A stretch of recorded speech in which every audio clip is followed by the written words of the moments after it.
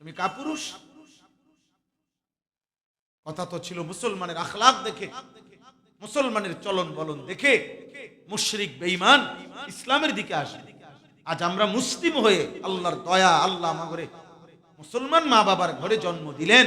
আহা নওজোয়ান, তোমাদের অনেক ছেলের চুল দেখে বোঝা যায় এগুলো তো বেঈমানের চুল। এই সামনে বড়, ডানে বড়, বামে বড়, সেলুন থেকে যে বিভিন্ন কাটিং কাইটা আনছো, এ তো মুশরিকের চুল। তাহলে চুল তোমার বেঈমানের মতো, তোমার আখলাক চরিত্র বুঝি জুনায়েদ বাগদাদির মতো। মানুষ বুঝে না, দুনিয়া বুঝে না, এই সমাজের মানুষ তোমাকে কিভাবে তুমি বুঝো না। তোমরা যারা এক ওয়াক্ত নামাজ পড়ো না, সারাদিন মোবাইলে পড়ে থাকো, নারী, ছবি, গান, বাদ্য, অশ্লীলতা, বেহায়াপনা, তুমি বুঝো না আব্বা তোমারে মানুষ কি ভাবে। তুমি একটাবার বিবেক দিয়ে ভাইবা দেখো, এই পৃথিবী তোমাকে কি মনে করে। তুমি না মনে মনে ভাবতেছো তোমার অনেক সুন্দর লাগতেছে, এই জন্য নিজেরটা নিজে দেখে হাসো। নিজেরই তোমার কাছে তোমার ভাল লাগে, যে নিজেকে নিজের ভালো লাগে, নিজেই ছবি তোলে, নিজেই হাসে, নিজে হাত উঠায়, নিজেই চুল ফিরায়, নিজেই সুন্দর লাগতেছে।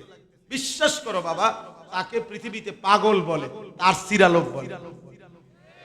তুমি দেখো কোনো পাগল কি করে, পাগল তো নিজে নিজে হাসে, পাগলের কাছে তো নিজেকেই সুন্দর মনে হয়।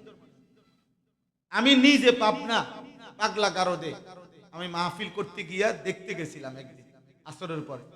ওইখানে আমি জিজ্ঞাসা করছি তোমার নাম কি?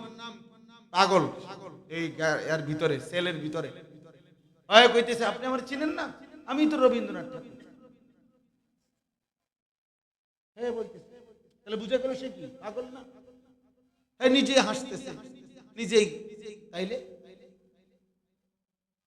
এই জন্য আমি লম্বা করতে চাই না, সময়টা কম তো, কিন্তু আমার উদ্দেশ্য এতগুলো ছেলে বাবা, এটা কোনো নির্বাচনী জনসভা না যে আমি একটা ভোট চাইতে আসছি না, কোনো মার্কা নিয়ে আসি নাই, আমার কোনো মার্কা নাইও।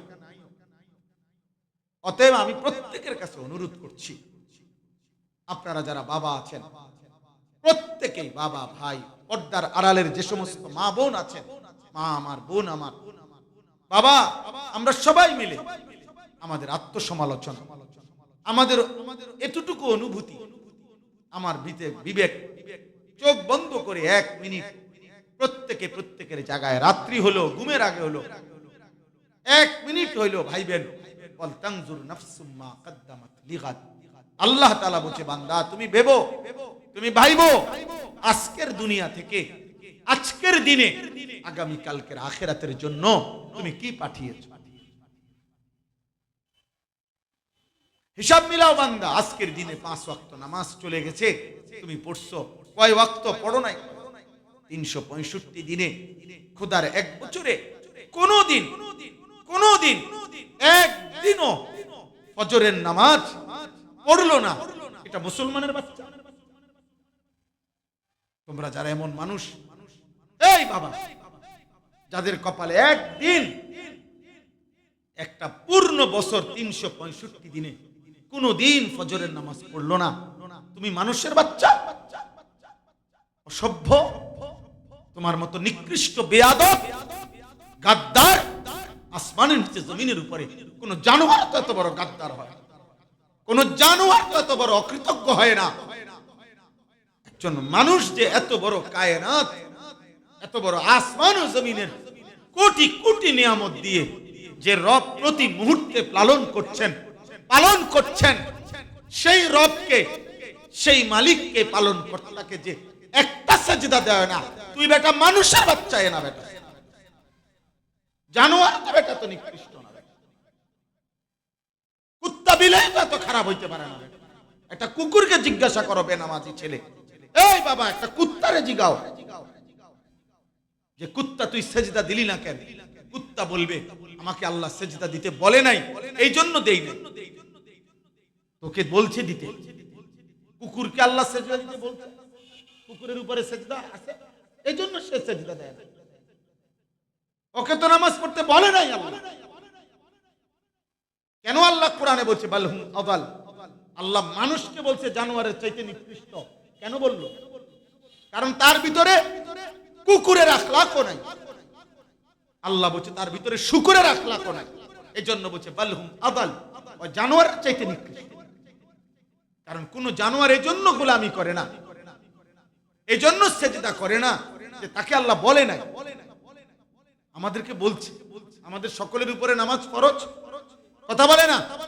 আমাদের সবার উপরে নামাজ ফরজ, 5 ওয়াক্ত নামাজ ফরজ, প্রতিদিন ফরজ। ফজরের নামাজ আমাদের উপরে ফরজ। তাহলে আমাদের ফজরের মুসল্লি কই? আপনারা বাবারা কিভাবে ঘুমান? এই মুসলমান বাবা, আপনার ঘরের 8 জন মানুষ ফজরের নামাজ পড়ে না একজনও, আপনি কেমনে ঘুমান? এই নাফরমানদের উপরে যদি আল্লাহর গজব পড়ে, তো এই গজবে তো আপনি ধ্বংস হয়ে যাবেন। আপনি কেমনে ঘুমান মিয়া? আপনার ঘুম আসে কিভাবে? আমার বিবি নামাজ পড়ে না, আমার মেয়ে নামাজ পড়ে না, আমার ছেলে নামাজ পড়ে না, আমার ঘরের মানুষ 8 জন আল্লাহর কোরআন পড়তে পারে না 2 জনও। আপনি কি ধরনের মুসলমান? আখিরাতে যাবেন না? আপনি আমি মরবো না? আমাদের কবর হবে না? আমাদেরকে আল্লাহর সামনে দাঁড়াইতে হবে না? আব্বা, জীবন মানে কি? এক বেলা খেত খামার, আরেক বেলা বন বিড়ি চা, আর চা দোকানে আড্ডা, খালাস, শেষ জীবন। অধিকাংশ বয়স্ক লোক আপনারা এটাই ভাবছেন, এক বেলা খেত খামারে কাম করবেন, আর আরেক বেলা বাকি টাইম বিকাল থেকে নিয়া বারে রাত যতক্ষণ সজাগ আছে বিড়ি সিগারেট বন চা, চা দোকানে নারী ছবি নাটক সিনেমা নর্তকী, খালাস, ঘুমাইলে। এরই নাম জীবন? এরই নাম মুসলমান?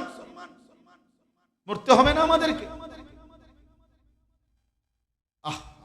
আফাহাসিবতুম আন্নামা খালাকনাকুম আবাসান, বান্দা তোমরা কি ভেবেছো, আল্লাহ বলে আমি তোমাদেরকে অনর্থক বানিয়েছি? আয়াহসাবু আল্লান ইয়াকদিরা আলাইহি আহাদ, আল্লাহ বলে বান্দা কি ভেবেছো তোমার উপরে কারো কোনো শক্তি নাই? এত মিথ্যা, এত চুরি, এত জিনা, এত মদ, এত জুয়া, এত সুদ, এত কিস্তি, এত নারী, এত ছবি, এত নাটক, এত নৃত্য, এত অসভ্য, একটা ওয়াক্ত সেজদা দাও না। কি ভাবছো বান্দা আমি আল্লাহ দুর্বল হয়ে গেছি, আমি পারবো না নাকি? তুমি কার সাথে গাদ্দারি করতেছো তুমি জানো না বান্দা? তোমার চাইতে কত বড় বড় নাফরমান আমি আল্লাহ আশ্রয়া সোজা করে লাইছি।